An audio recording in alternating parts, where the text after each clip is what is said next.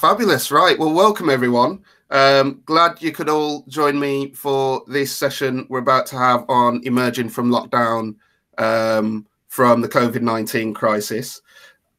Coming out of lockdown is obviously a great challenge for every high street, every town centre. COVID-19, as far as I'm concerned, is a completely unprecedented situation we've had. And the processes and the partnerships we need for being able to emerge from lockdown are going to be fairly unique, and they are absolutely critical. And what's more is we've got this sort of long-term questions that need answering on how to deliver real transformative change for our town centres. Some of the needs of our town centres have actually been accelerated by COVID-19, so it is so much for us to consider. And I think looking at how we can deliver on some of this change strategically is really important. So I'm delighted to be joined today by a collective of placemakers who have come together under the banner of Evolve, who are actually looking at this very process. So I'm going to introduce you all. So from the team, we've got Paul Barnes, Hugh Stevenson, Sarah Clover, Gary Reeves, Tony Nash, Leighton de Burker, Dan Johnson, and Nicholas Heslop. And also from the ATCM team, who's going to be doing a bit of a Q&A session after a short presentation. We've got Joanna Hammond, who is Treasurer of ATCM, and Lee Brown, who is the Chair of ATCM. So I'm OJ MacDonald, I'm the CEO of ATCM.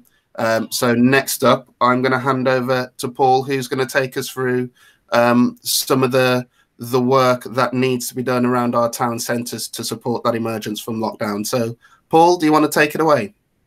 Thank you, OJ. Hello, everybody.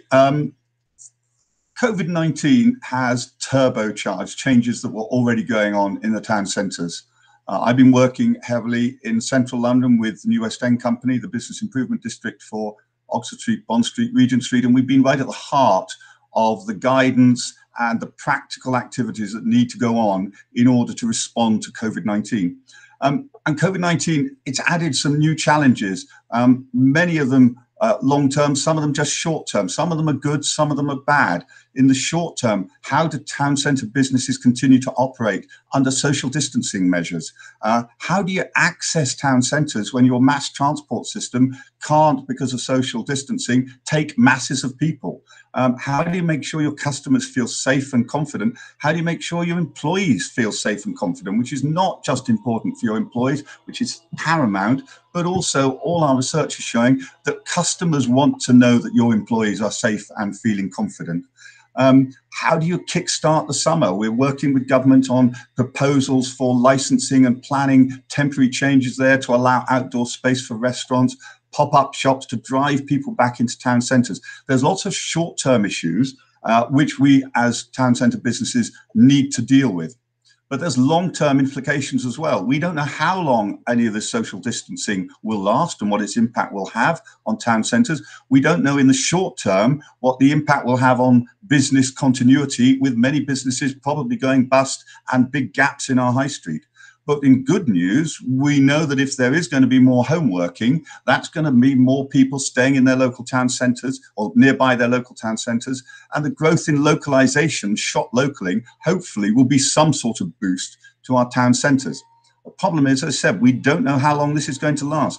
Experience from other world cities that have opened up some weeks before us has shown a fairly slow return to the town centres. Low volume of people, slightly higher volume of spend, but not the mass rush back.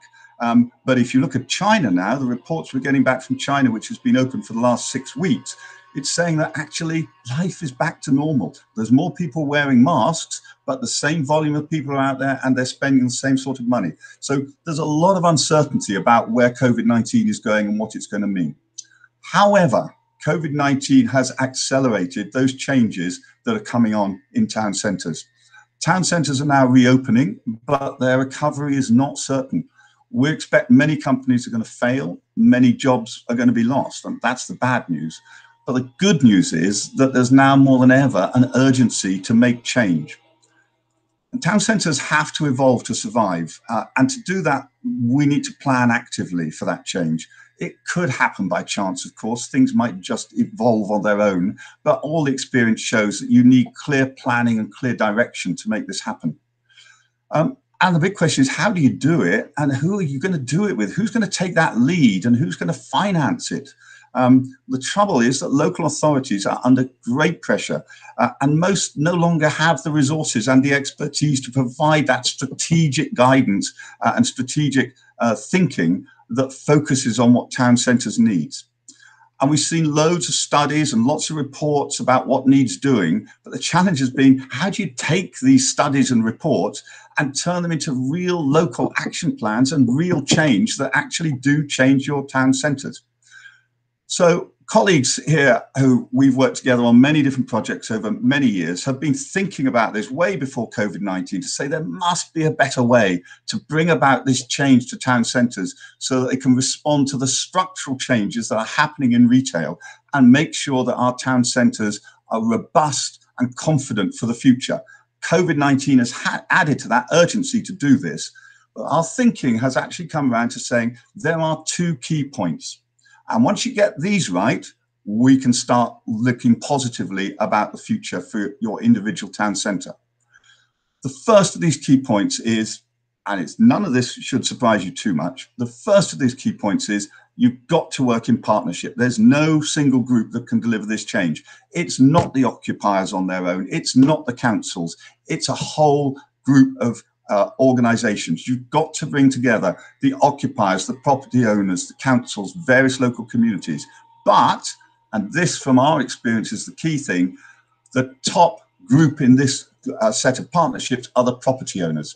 A lot of focus is done on occupiers, but occupiers are having a hard time at the moment.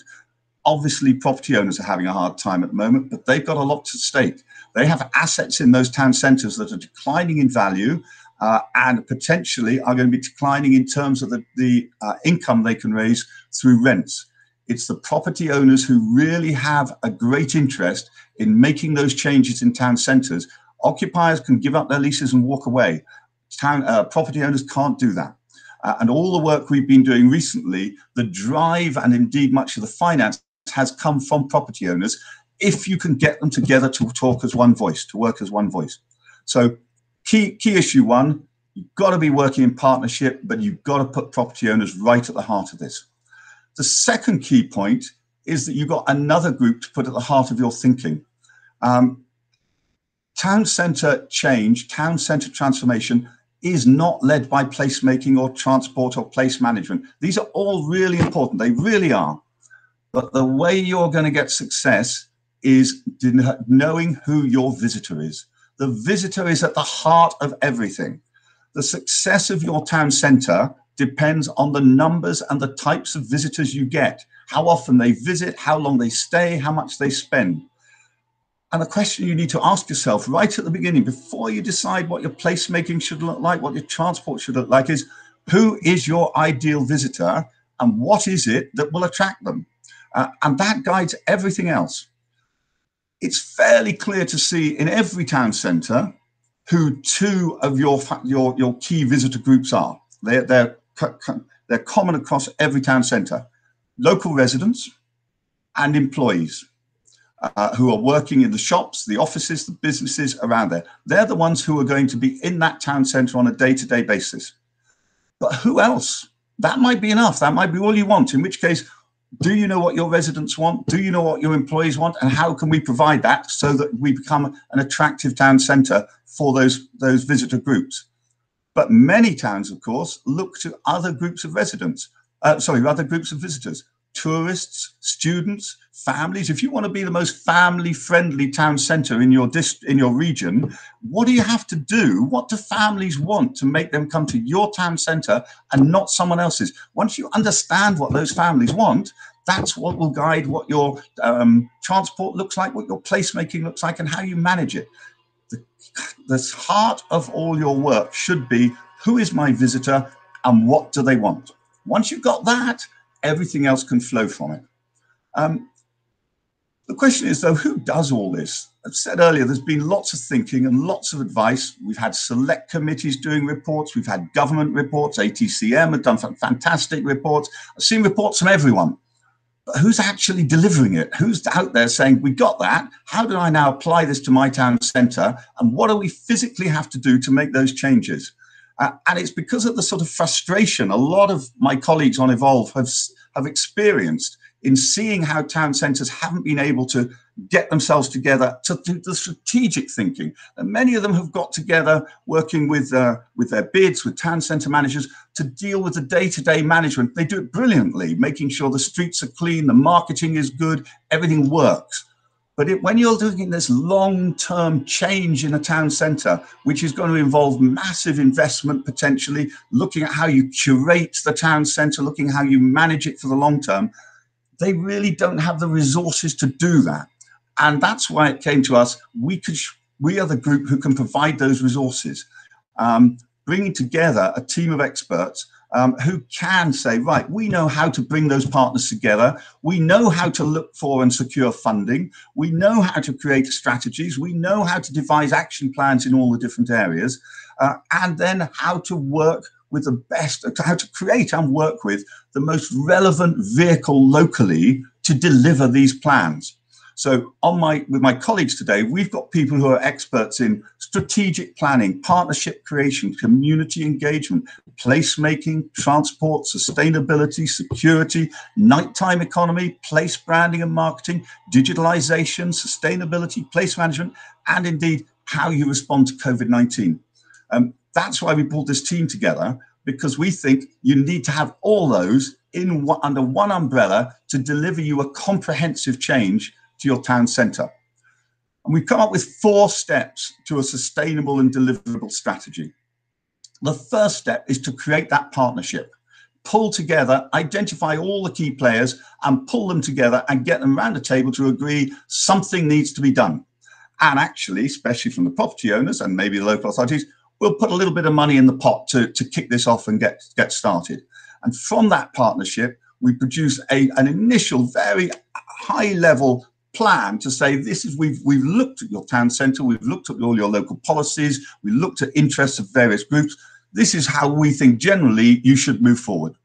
And you could stop there if you want, that's it. But you could go on to the next step of saying, let's look into that in a bit more depth. Let's do some more in-depth research. Let's talk to all the different stakeholders. Let's analyze what the markets are doing. Let's look more strongly at the different strategic positions you might want, depending on who that visitor group is that you want to attract.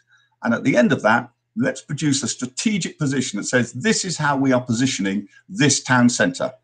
And it's got buy-in from all the local communities, and we've tested it to make sure that economically it will work. And once we've got that strategic position, you move to step 3.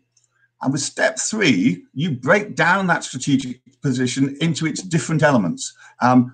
If that's the strategic route we're going, what does that mean for placemaking? What does that mean for security? Where does digitalization fit in there? How do we deal with transport? And so you produce different action plans. Each one of them is aimed at delivering that strategy. And each one of our experts knows how to work together so that you don't get half a dozen different plans. You get an integration of expert action plans, all of which are aiming to deliver that strategic partnership. And then the final element is step 4, is how do you deliver this? What's the vehicle to deliver this? Because you can end up, I've seen thousands of lovely, beautiful, glossy reports that sit on shelves in various people's offices and nothing ever gets done with them. We don't like that, because all of us are here to deliver. That's what we like to see, is that change taking place. We've done it all over the country. The West End is the big one that we think of, because many of us have worked there, but we've worked in projects all around the country. And what you need is some form of delivery vehicle to do that. Now, clearly, business improvement districts are that delivery vehicle in some cases. Mentioned the New West End company, but colleagues and I are working on potential new bids in other parts of London, even as we speak. So bids do still have a role, and we think that is a role there. But there are some places where the traditional bid might not be the way forward. And we're looking at how you can use the bid legislation to produce a quicker, more nimble and lighter vehicle, rather than having to wait the full 18 months to go through the process of setting it up. which would be more appropriate for a smaller or different town centre. It might not be a bid. It might be many of you have got existing town centre managers who are working under a lot of pressure and with very little resource. We would come in as the additional strategic resource to support that town centre manager. So that town centre manager has us as a resource there to say, we will help you work out strategically where this town centre is going and how you actually deliver it. And it's not just you who's delivering it. We're working with the transport authorities, the local authorities, property owners, all those who potentially have the finance and the desire to make sure that that town centre changes and evolves so that it is fit and robust for a long-term future. This, we think, is a new approach, but I think we need it for a new situation. Town centres have been in decline. Everyone says, oh, it's because of the growth of the internet, and that's absolutely true. But I've been around long enough to remember in the 1990s when town centres started to decline because of the growth of out-of-town shopping, which now, of course, is suffering because of the growth of internet shopping. So there is a structural issue that means that town centres need to change.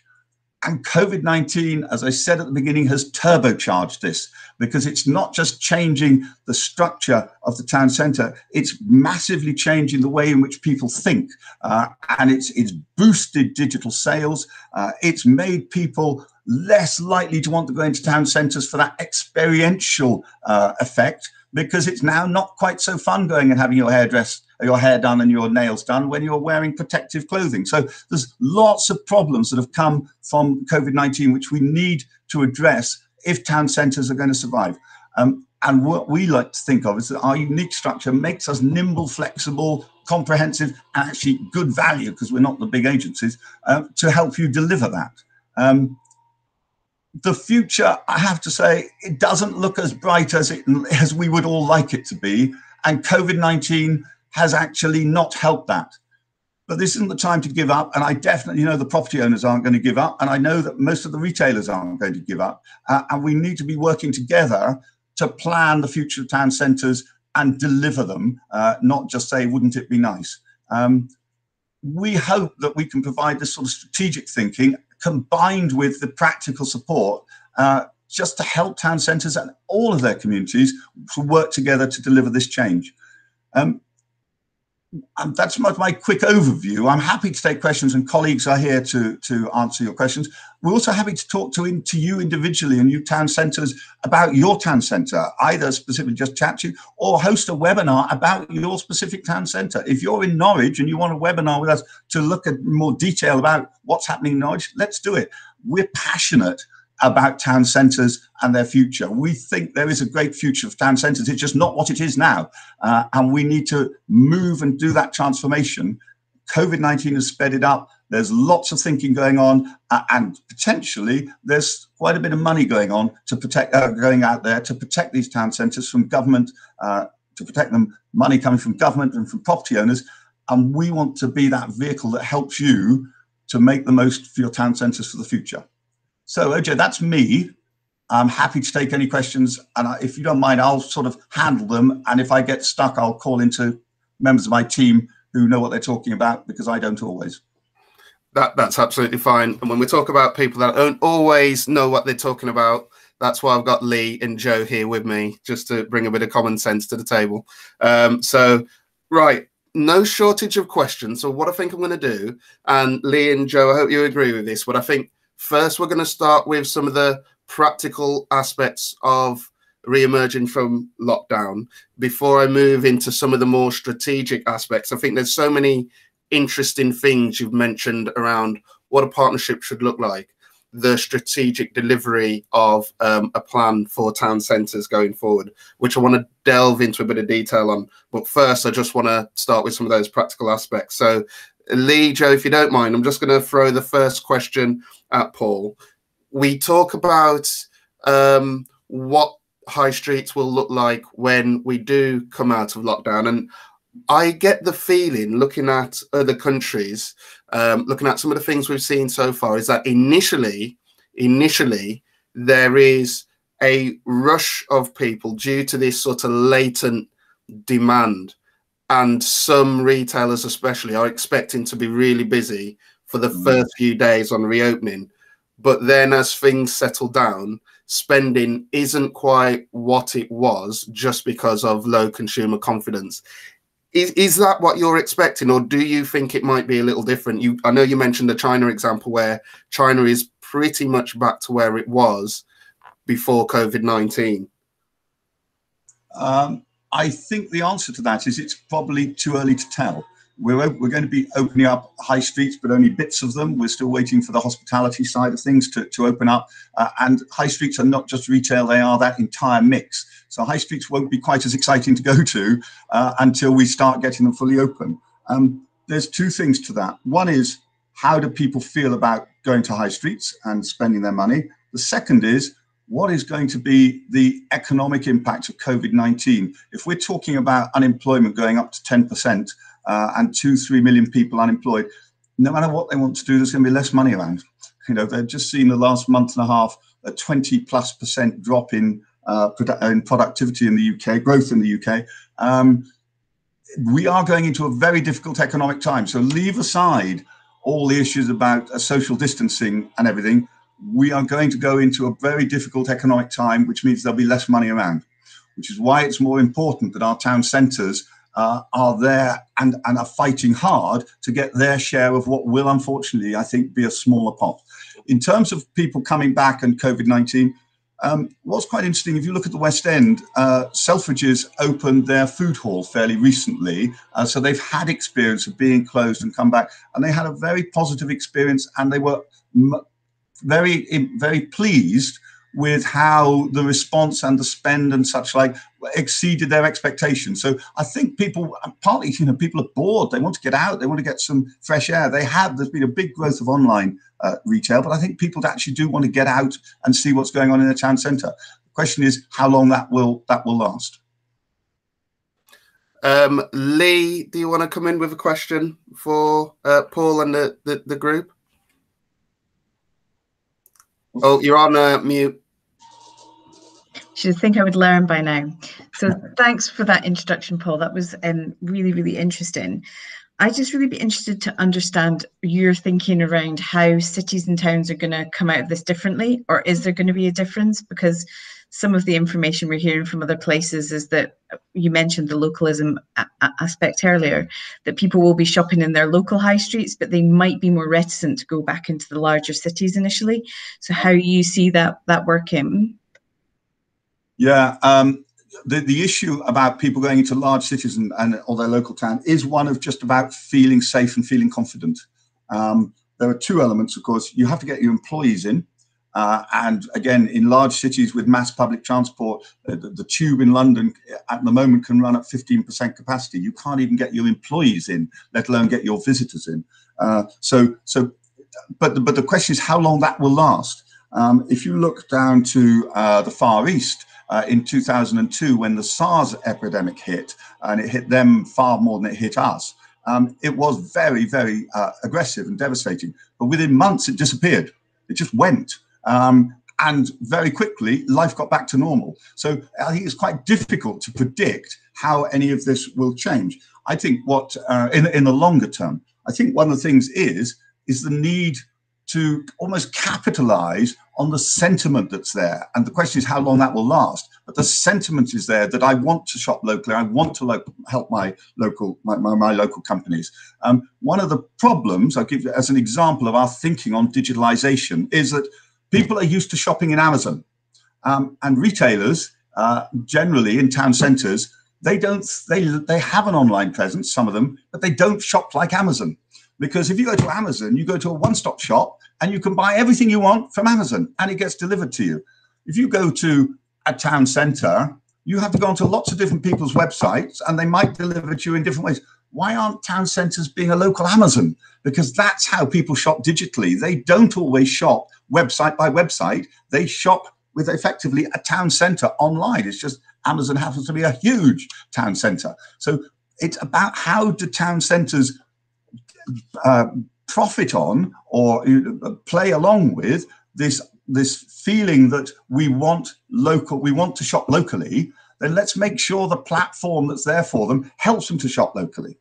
So The answer to the question is, I don't know in the long term, because none of us know. I think the answer is to be flexible, but also just to understand the changes that's happened in people's sentiment, which is why it always comes down to your visitor, and understand how they like to shop, how they like to play, how they like to entertain themselves. Once you understand that, that then helps you to decide how your town centre wants to go. So can I ask a supplementary question on that?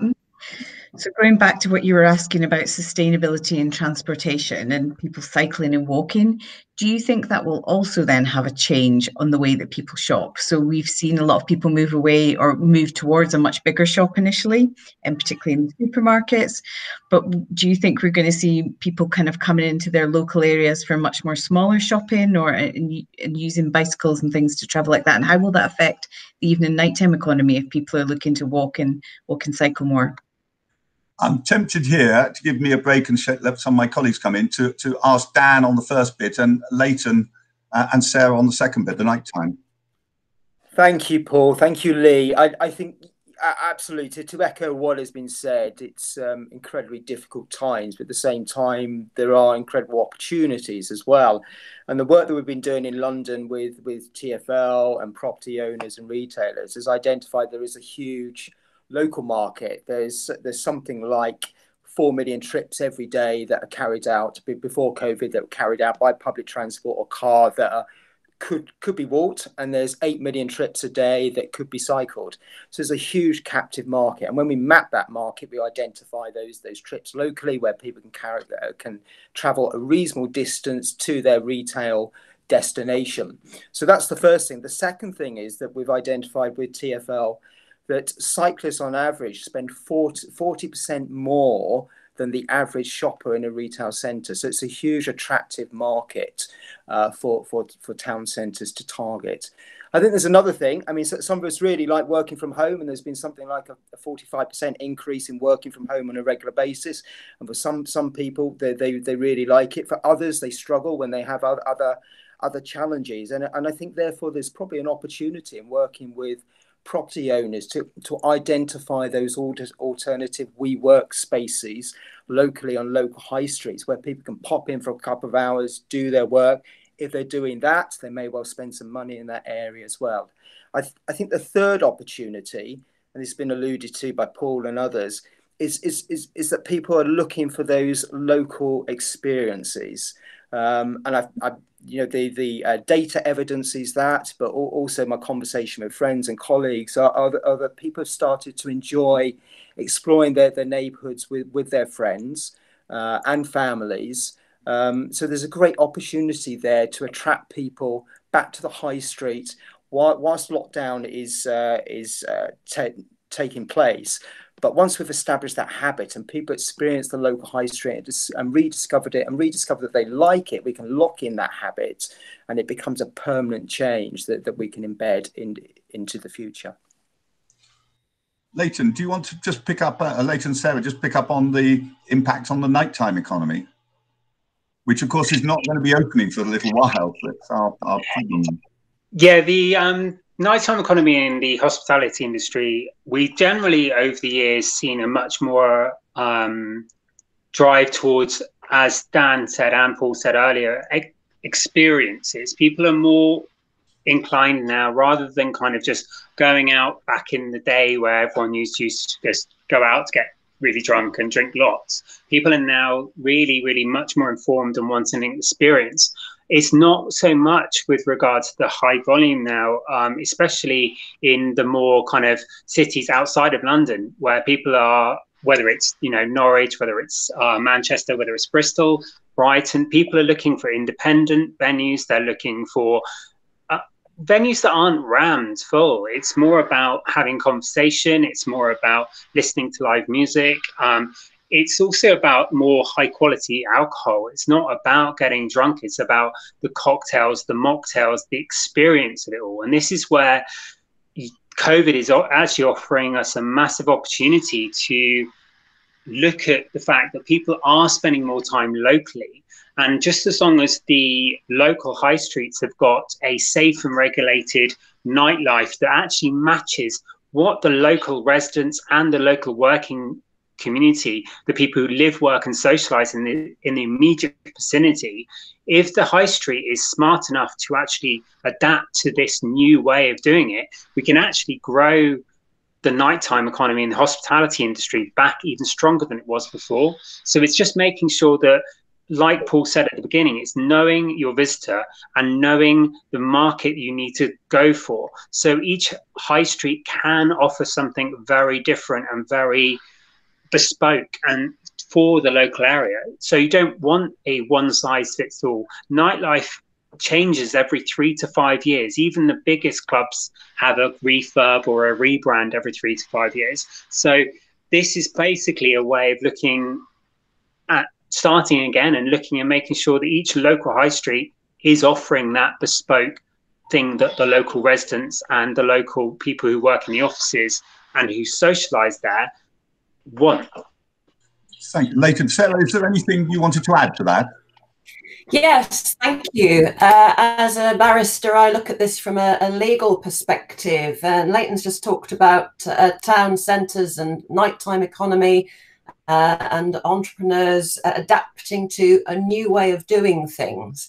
But of course, in order to be able to do that, they have to move within the regulatory regimes that are not adapting and are not flexible in the way that we would like them to be, and that's a clash that we have to negotiate as well. Any recovery strategy, any initiatives or vision that town centres have or that operators have to negotiate the three legal regulatory regimes that they will bump into: the licensing regime, the planning regime, and the environmental protection regime, which has noise nuisance at the centre of it. And in the short term, turning those regulatory regimes is like turning an oil tanker. And we need to grapple with that in terms of immediate emergency measures. Something as simple, for example, as putting tables and chairs out on a pavement bumps into about 10 different pieces of legislation that you might need to navigate before you could do something as simple as that. And we mustn't forget that, because the regulators will not forget that. So whilst we're talking about vision and coming out of lockdown and longer term regeneration and new ways of doing things for our town and urban centres, we have to be mindful that we have to take the regulators, the police, licensing officers, environmental health officers, and all of those people with us, and where necessary, to encourage the adaptation of the regulatory regimes themselves. And we've seen a little bit of that. This is not new either. Many of these things we're talking about are not new. They've just been brought into sharper focus by the COVID pandemic crisis. But when we talk about these regimes, we've seen a little bit of change. For example, the agent of change principle that came out in planning not so very long ago. There have been attempts to move things forward, but I think we need to focus on that much more sharply now, and also figure out where we find these regulatory roadblocks in the short term, medium term, long term. What are we going to do about it? And I would just add one thing to that. One of the things that we do and have done and continue to do is actually, if the regulations and the law is wrong, we work to get them changed.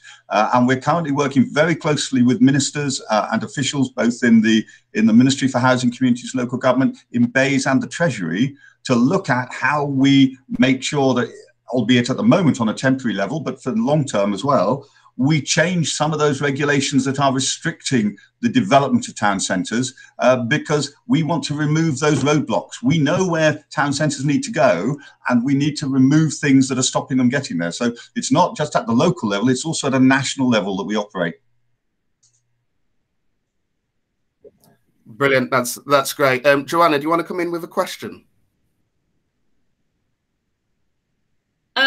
Yeah, I was actually just going to make a point of following on from that, which is the concern that we have about not just a wholesale removal of legislation. And I think I'd point out the experience we've already had of the permitted development of office to residential, and the impact that had on town centres, and that we really don't want to see a wholesale change there. That, you know, actually some of those controls that are there are in fact very important for our town centres, and we shouldn't lose sight of that. Yeah. And interestingly, Joe, that reinforces our central bit about your visitor is key. Because if you've got a town centre and above the shops you've got offices, in any one office, you can probably fit about 10 or 15 people who are there during the daytime when the shops are open and go down for lunch and go and have a pint after work and everything. They add to the economy. If you turn that office for 10 people into a flat, you've got one person in that flat who's probably gone outside the town to work during the day and only comes back at night and complains about the nighttime economy. So the visitor is really important, and that determines the use that you want in your town centre if you're going to make it viable. It's absolutely right. You know, is housing the best answer for town centres? Sometimes it is, sometimes it isn't. But a permitted development right and just changing offices to housing has a direct impact on the viability of town centres. We're fully aware of all those issues, which is why, again, we like taking a strategic approach about who is your visitor, and then that will determine how you look at use classes, how you look at different uses, different licenses, in order to appeal to that visitor that you want in sufficient numbers.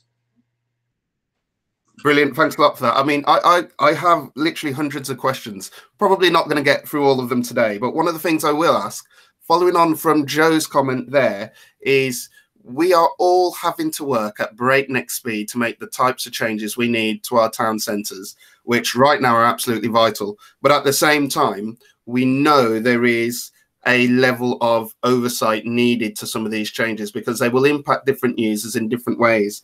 So in what ways, in the work you guys are doing in your various town centres, in what ways are you able to make those changes while still doing your very best to include the thoughts and feelings of as many of those different users as possible, so the product you come up with at the end of it in terms of a town centre environment meets the needs of as many people as possible without excluding anyone? The answer to that is there is no easy answer. The impact of COVID-19 is going to be immediate. You will see large-scale redundancies fairly soon as town centres open up, as the furlough scheme starts pulling back, and all those business costs start coming back.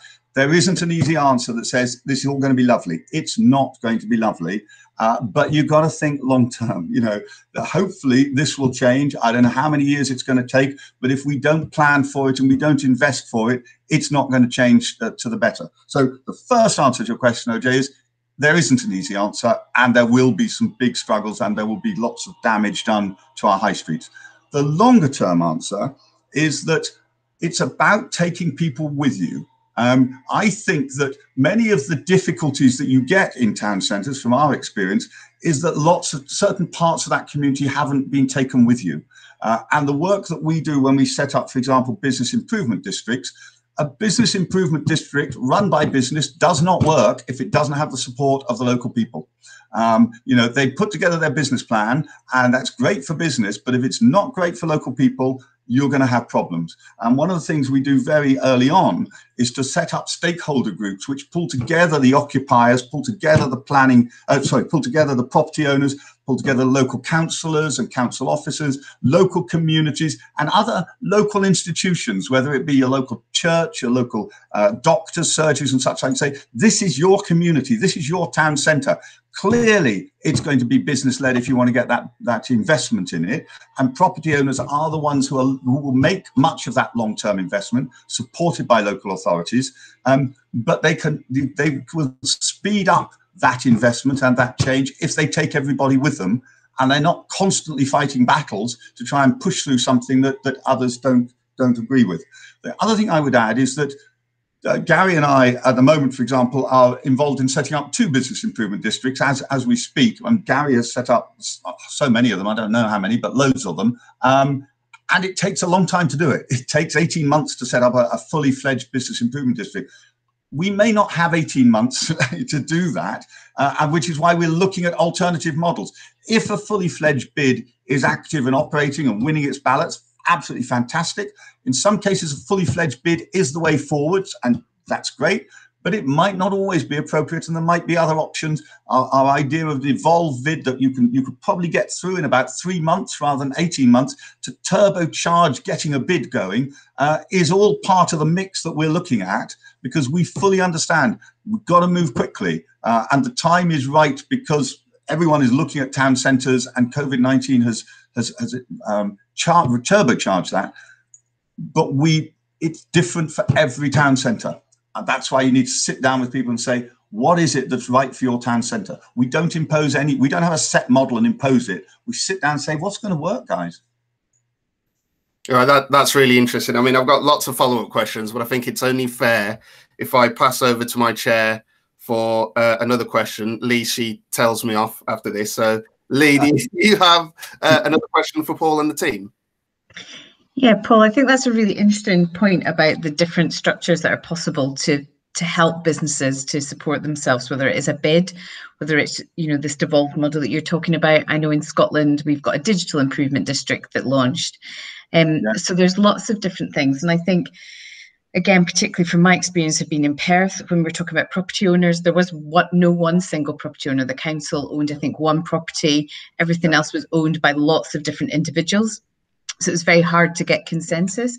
So I totally agree that I think, you know, we need something that looks at the area. So how would you advise people to start, or how would you help them to start to look at those models and find out what is right for their place? I think that does evolve with the work that you do. I think the starting point, you know, if you're going to take a journey, the first step is to take that first step. And the first step is to get everyone together. Once you've done that, and the property owners in particular, that's when the ideas start to flow. And you find that, you know, there's lots of agreement in what needs doing. It's just a case of how do we best do that. So I don't think there is any one answer that says, oh, for this type of town you do this, and for that type of town you do that. I think you need to do these 4 steps that says, let's analyze and research and look into it. Let's come up with a strategic position that aims for your particular audience you're looking at, your particular visitor, and then the plans that needs to deliver that. And that's the time when you say there are a range of options for producing a delivery vehicle, but you must have a delivery vehicle. If you don't, it won't get delivered, because unless there's one property owner who owns almost everything, that will get delivered. When the let's think about it. When the Crown Estate want to refurbish Regent Street, it's refurbished. They do it. But if you don't have that mix, or you don't have that single ownership, then you're going to have a vehicle that does bring them together. And the local authorities are not going to do it because they're under so much pressure at the moment and have so few resources that they're not going to. They'd love to, and they give you a huge amount of support. But we need to take the initiative. And that's why getting the property owners together, getting the major property owners together, you don't need 100% of them. You just need a good block of them to say something's got to be done. They don't necessarily want to lead it. They want someone to lead it on their behalf. And they get that the way to deliver the change is to involve everyone. So I think that it's a stepping stone. It's get everyone together to say something needs to be done. Get the key property owners together to say this is worth us investing in it, but we want to know that the councils are behind us, so you've got to get them involved, and then saying, right, that's where we're going. Now let's start getting the rest of the community involved in the whole different areas. What does the late night economy look like? What's the security issues? What should the placemaking look like based on your visitor mix you want? And the vehicle that comes out will almost emerge from that. Because you will see what is the best vehicle to do that, and we can invent some more. I'm all for, you know, evolve is about evolving. You know, let's find the best vehicles, but many of the best vehicles are already there. There are town centre managers who are there, but just need some support. There are bids that are fantastic, but might like a little bit of support because the bid might be focused on, you know, management and marketing and such like, the sort of day-to-day stuff which the occupiers want because that's what they need. But for the long term, they might need an additional support. So you almost bolt it on to the existing system, or you invent or introduce a new system where there isn't one. That's brilliant. I mean, Paul, we've discussed this. I agree with all of those feelings on the evolving partnership which we need for our town centres, especially the inclusion of property owners in that. I think a question for you and possibly one of your team actually is, what role do you think public protection, safety and security now should have within a town centre partnership?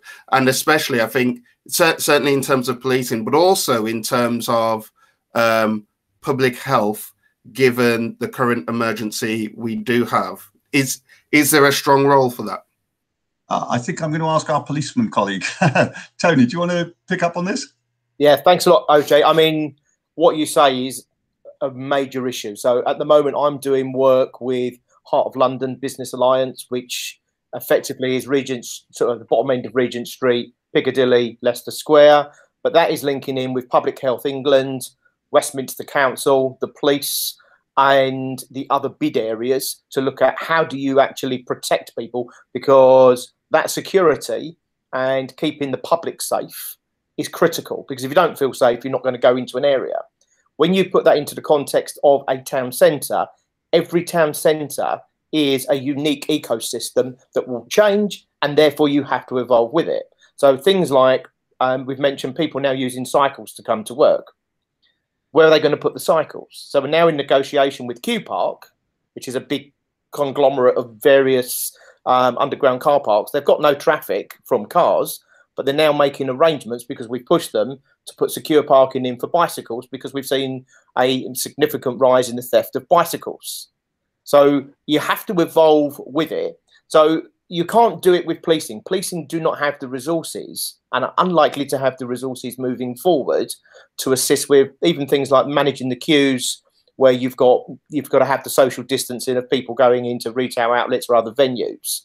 So it's now working with a fusion of statutory services, the private sector through security, and the local authority to come up with a hybrid that delivers the safest environment for each of the areas that we talk about. And as you evolve that, you will understand what the problems are. But you've also got to work really hand in hand to understand the problem. So I do a lot of research around recorded crime stats. What do they look like? What's the temporal distribution? Actually, what causes it? What drives it? How do you get rid of the driver for the issue? But one of the problems is a lot of, particularly on retail, they've become reached a position where they don't report what's going on because they feel nothing's going to happen. Yeah. No consequence, no action. Why am I bothering wasting my time? So one of the pieces of work I did just in Piccadilly showed that every month there's 1,000 shopliftings not reported to police.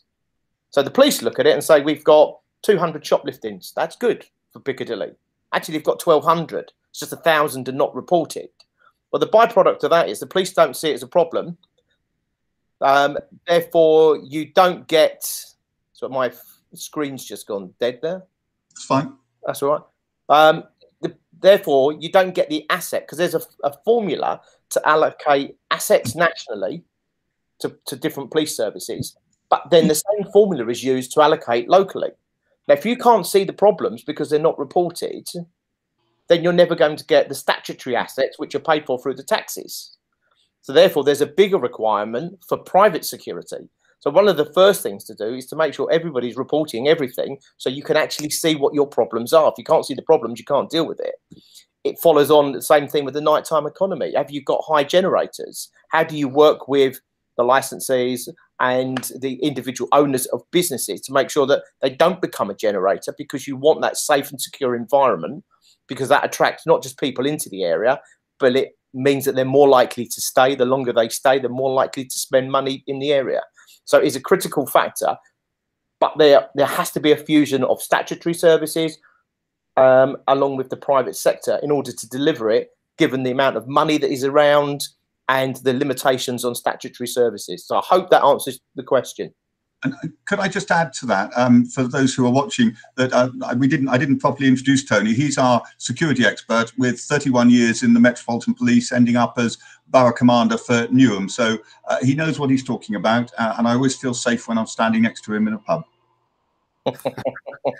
Does that answer your question, OJ? Yeah, that's fantastic. I think we're short on time. So what I'm going to do is, Joanna, can I bring you in just to ask the final question before we close up? Yeah, I think probably the question I'd like to ask Paul is, what do you see as the role of planning in all of this? Because I know that certainly in my own local authority previously, did quite a lot of community engagement and visioning around each of the town centres. And so, you know, how do you see that as fitting in? Yeah, planning is central. The thing, if you said to me, what's the one thing in planning that will make a difference for town centres for their future? It's flexibility of use. That's it. You need to have that flexibility, because local plans are planners looking now at what they think the future might look like. I think I know a bit about town centres. I've been heavily involved in COVID-19. I couldn't tell you what our town centre is going to look like in 5 years' time. And therefore, I wouldn't like to put down in a local plan, this is what this town centre will look like in 5 years' time. You go back local plans 20 years ago, there was no internet. So how did they take that into account? So the key to it is flexibility of uses. You don't want town centres to die out, but you do want to look at, we know that retail is going to be diminishing in terms of its demand. So how do you fill that up? If you've got lots of A1 uses and you can't turn them into other things, how do you introduce that flexibility to allow businesses that are complementary to retail, so they're not actually retail but complementary, and new types of uses that might be gyms, health centres, the things that the community want, that's not necessarily just shopping. So I think the answer is flexibility. I think the second point to add on that is it goes right back to this issue about agreeing a strategy and involving the communities to take it along, because one of the problems with planning is that lots of local people object to them. It's not always lots of local people. It's sometimes just a small group of local people who are very vocal. And in many cases, that wouldn't matter. But of course, in local government elections, probably only about a third of the population vote. And so that vocal group are the people who actually are the ones who get out there and vote for the councillors. So councillors are very, I was a councillor myself for 10 years. If a local resident said to me, do this, I did it because I want their votes. So you need to take those residents along with you. And the trouble is, you generally only see those residents when they've got a problem. You never see them again. So what you want to do is engage them so that they actually say, listen, forget about those problems. On about 85% of the things, we agree. We all agreed on this. Of course, there's 15% that's a problem, but let's just put that in perspective, because what we're delivering is a long-term strategy that will make your life better, because it's not just to make businesses better, it's to make the community better. And you have to get them bought in. You won't win everyone over, but you will win far-sighted people over. So planning, the answer, from my point of view, the simple answer is flexibility and take the public with you.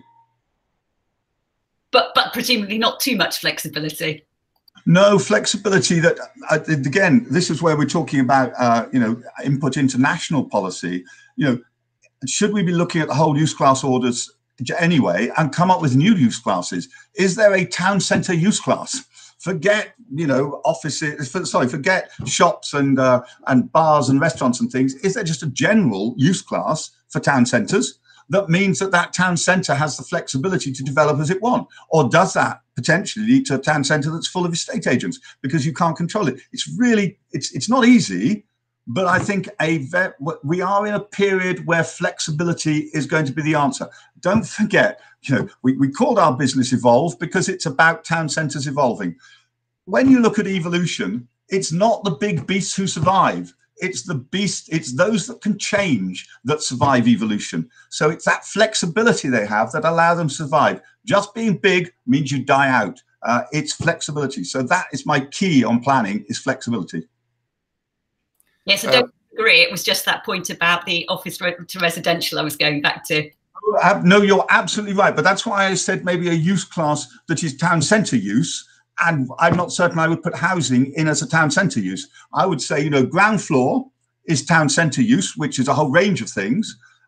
Higher floors could be different uses, but you definitely don't want to just allow office to housing and such like. I think town centre use, which is more a public use, is different from office and housing. OJ, just before you sum up, I just think it's been this conversation's been really interesting, and I think what it's summed up for me is the importance of the stuff that we've started to do around Purple Flag and using Purple Flag and the structure that's there to start to look at how we can support places to become COVID secure and help to open up. And I think, you know, for everybody that's watching, there will be more information coming out on that. But, you know, that focus on partnership, that focus on inclusion, movement and safety, it's all part of that. And I think it's how we use all these resources that are here, as you've kind of said before, Paul, to evolve rather than just reinventing the wheel all the time.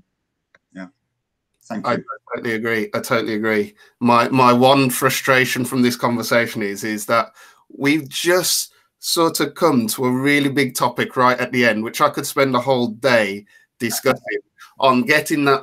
We absolutely need more flexibility in our planning system. Paul, you're absolutely right. I think I look at things like topics like the future consumer and future uses, and I have been with retailers who said they don't know what high streets will look like in 2 or 3 years' time. And these are the guys at the very forefront at understanding consumer behavior.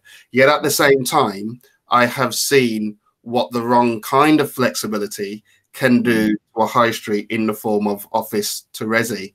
And so the reforming of a new sort of town centre planning system, it's critical. Massive debate, a debate which we can't have now because we've run out of time, but maybe we'll have at a future point. So that was really fascinating. Thank you everyone that's been on the call. There was much more we could have discussed, but we can't now. Delighted to see the formation of Evolve. Wishing you guys all the best, and obviously you're more than welcome to all play a role within ATCM and our networks and our activities. So everyone, thank you very much. Thank you. Thank you.